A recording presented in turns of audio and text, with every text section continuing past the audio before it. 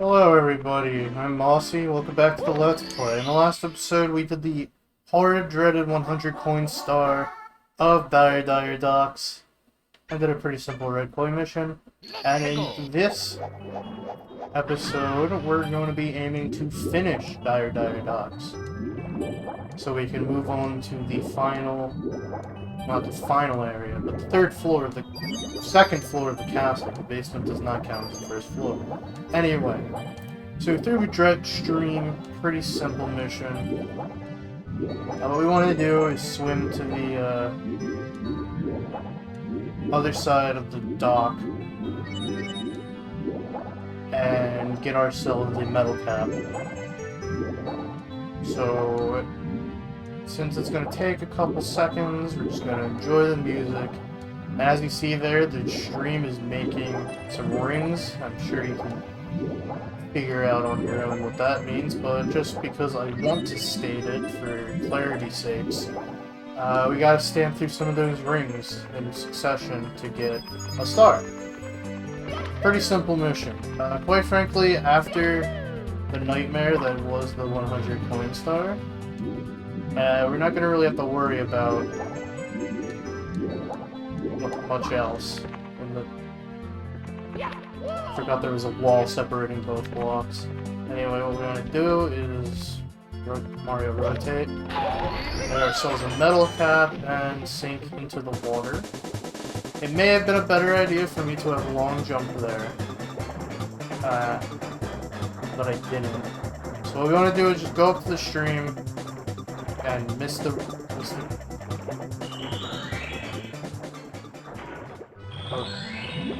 okay. Methinks I made a boo-boo. I think what you're actually supposed to do is just repeatedly swim through the rings. Yeah.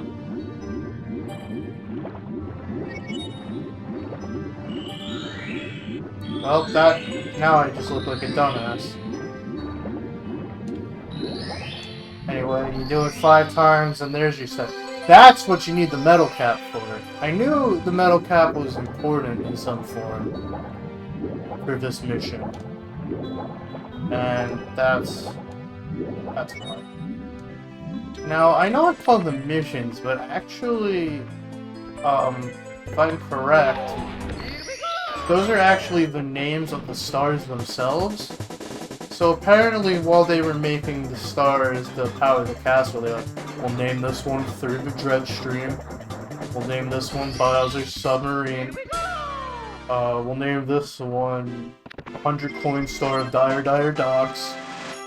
Princess, what is Dire Docks? Don't question me, Toad. Anyway. So yeah, apparently these are the names of the stars themselves and not just the mission titles. Next up, we got the Manta Ray. I didn't even say it wrong yet, I stumbled on it. The Manta Ray's reward. Once again, for some reason, this level seems to have an infatuation with rings. Because you gotta Superman 64 your way through some more air rings, or mess up completely. I swim through that one. I'm calling shenanigans. Oh my god, Mario. Oh, this is embarrassing. It should not be this hard to swim through rings. But here I am, once again. Making a fool of myself. And, oh my goodness. Come on, no, okay. This should not be that hard.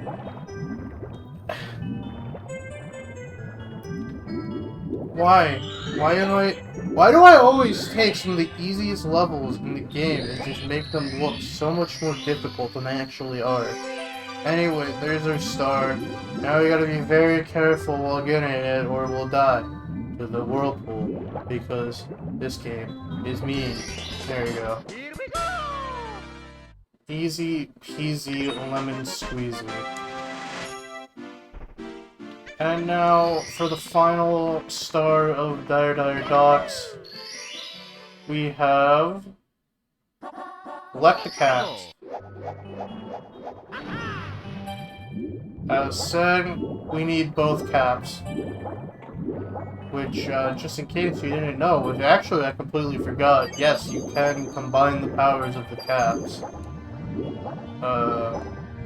No, I don't think there's ever a spot where all three of them are next to each other, so unfortunately, you can't be flying invisible Metal Mario. But I guess there's some price to pay. Because do you think the wing cap could really take off when you're made of metal? I kind of want to see that, though. That would be interesting to watch. But definitely not possible when it comes to any logical thing. But once again, this is Mario, so it's not really known for its logic. It's known for its fun and whimsical adventures. Anyway, you get the invisible cap, you get the metal cap, and you've probably seen it before in the background. They're all swimming around, because we've gone by it a few times. But what we want to do now is quickly make our way over to this cage and grab our star. And with that, Dire Docks is complete, but we're only 6 minutes into the episode, so quite frankly, I feel like it'd be a cop-out to end it this early. So instead, we're going to take a nice little stroll together, back up to the second floor, and begin our adventures anew. That's the first 10 stages down. We're 2/3 of the way done. It's pretty crazy. Except it actually was 9, not 10. Yes. I don't know why I thought it was 10 for a second there. But yeah, we're nearing 2/3 of the way complete of the game. And that's just kind of crazy that it's gone by this quickly. Anyway, there's a toady here. Come on. Come on. Thanks, Mario. The castle's recovering its energy as we retrieve power centers, and we chase Bowser right out of here onto some area ahead. Oh, by the by, are you collecting coins? Special stars appear when you collect 100 each of the 15 courses. Don't remind me, Toad. Anyway, this is the Toad we want to talk to. Thanks to the power of the stars, life is returning to the castle. Please, Mario, you have to give Bowser the boot. Here, let me tell you a little something about the castle. In the room with the mirrors, look carefully for anything that's not reflected in the mirror. And when you go to the water town, you can flutter with a high jump into the painting. Oh, by the way, look what I found.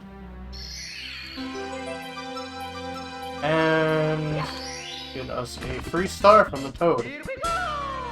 However, even with that, we still have only made 8 minutes. And I already felt bad uploading an 8-minute, I don't want to be in this room yet, an 8-minute episode at that point, so I don't really want to go ahead, because I like to keep my videos at around 10 to 20 minutes in length. Usually around 15 is my goal, but 10 to 20 is the average I like my videos to be at.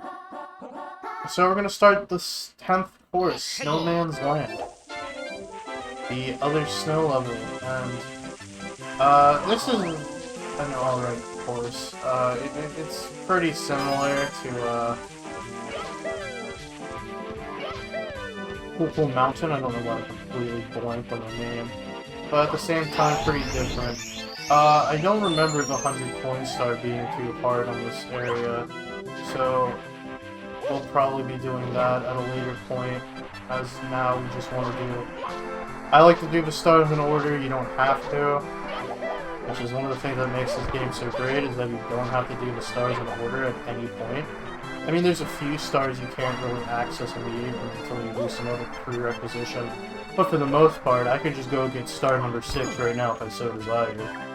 But I personally prefer doing it in order, as it's easier to track in my brain, and because of that, we're going to do that as well. So now what we want to do is wait for the penguin to come back. Move faster, Pokey! You're not Pokey. Oh, here he comes. Faster! There we go. Hey, who's there? What's climbing on me? Is it an ice ant? A snow flea? Whatever it is, it's bugging me. I think I'll blow it away. So, There probably is some advanced speedrunning strat to just get by without having to follow the penguin's sporadic movements, but I don't know that, so but there we go, we did it. So now let us go to the top of his head very carefully, because I know for a fact I've slid off his head before, and it's infuriating. Alright, and with that, I think this is a good place to end off, because we've hit over 10 minutes, which I like as an average video length. And I don't want to rush it because we got 5 power stars, and I don't want to just keep stacking them up in one episode. So we're going to end it here. Thanks for watching, I hope you enjoyed, and we'll see you in the next part. Bye bye.